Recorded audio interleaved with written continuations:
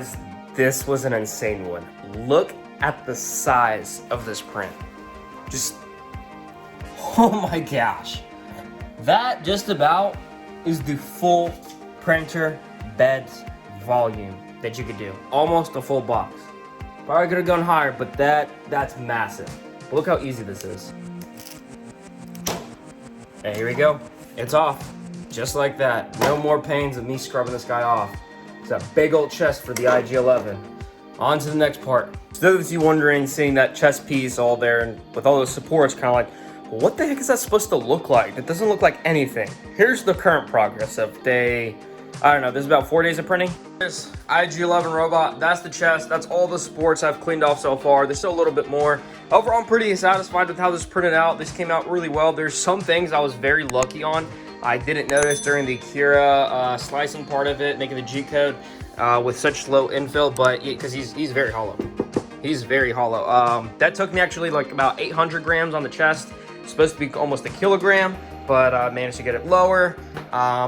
This part was pretty good. I still got to clean it up, of course, a whole bunch and sanding and all that. This headpiece was super easy. So far, very satisfied, very impressed how it's coming along, but a lot more to go. This is this is just the beginning.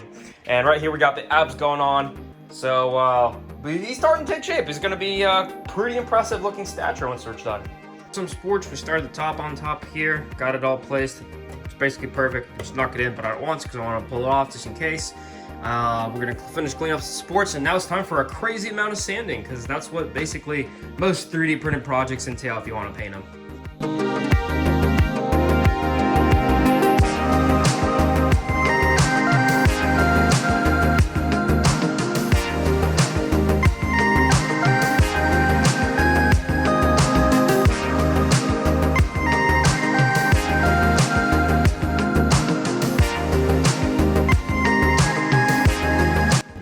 We have been printing and sanding and printing and sanding and whew, we're halfway there. But we're not living on a prayer. This is happening. It's gonna be reality. In fact, it's still being printed. That right there is the right shin. And I just wanted to do a quick summary for this first segment of building of the IG-11 and give you guys what all this project has taken in, what work I needed, what supplies, what it's come to. Here he is, this monstrosity of a robot so far. He's big, okay? So what you see there for scale, that's probably about 3.5 to 4 feet. The legs are gonna make him, he's gonna be definitely 6 foot, if not taller. I'm very happy so far with how this project has gone so far. The only issue, the only unsuccessful prints I've had has been the right shoulder right here. I ran out of filament, the print popped off, misplaced, and well, that's a loss on that shoulder. But that's okay, that's not much filament. Overall, I have used one solid roll of filament on the head, about 85% on the chest. That was about half a roll, and that was about 3/4 of a roll. So we're counting about 4 rolls, give or take, right here of filament so far. I'm expecting it's going to take probably another 4. It just depends. The legs do seem pretty bulky to me, actually. I will say that the hands, like arms issue, like that's I think 75 grams of filament. So if you're trying to do this project and you're also going on Dia3D for the files, which are excellent, by the way, I highly recommend them. And I got a code for them, APSK20, get you 20% off. And also I get some commission, so you help support me as a creator. And by the way, all the money goes back into creating better content and quality for you guys. So win-win there. But the IG-11 project, that's what it's taken. If you see how easily I am taking my prints off the bed, this has been quite literally, I wish I had this for my Iron Man project. The best upgrade I've had so far for my 3D printer is this Wham Bam. I talk about it all the time, and I can't talk about it enough. Absolutely love it. Super easy, as you saw, flex and pop off. It's been great. You do got to print at a high temperature on the level bed to keep it stuck on there, 70 degrees.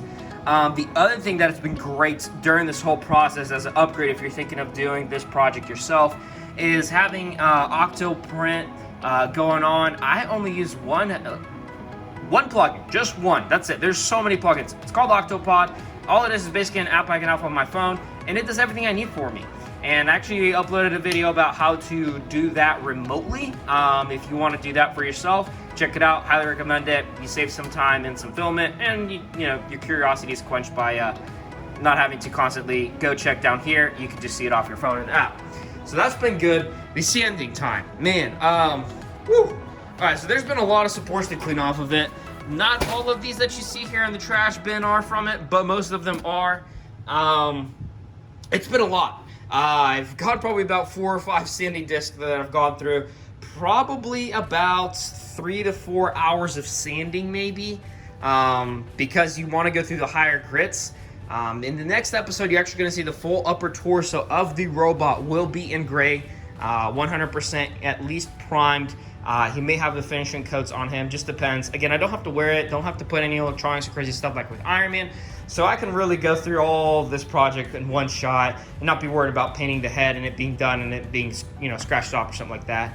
I had one damage. I did have one damage, actually, that I remember now. My head did fall over, and a little bit of cracking right there, you can see that, but nothing that we can't patch up. It's been great. What I actually invested in some wood filler, that's great, and there's some Bondo that I found that you can use for actually automotive stuff, but you can use it for your PLA prints, and if you have any crazy seams to get together, I've used it for Iron Man. I'm gonna go in depth in a future video on that, but that's really great to cover those up. But so far, it's been, let's see, this is, in time-wise, so I've told you how much filament I've used. This is about a week of solid printing, I would say, give or take. I only have one printer, and I would say if you have all of these coats sliced, the chest is about 2 days, the head is about a day and some odd hours.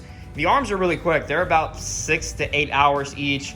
I actually had to do a lot. I will warn you guys, if you're doing this project and you're printing stuff and you're orienting it vertically, what happens is if you have zero infill or very low infill, to cover this right here, it's gonna have nothing to put it on. And when you do supports, it's not gonna generate supports inside of the model. That's inside of the model, right? So keep an eye out for that.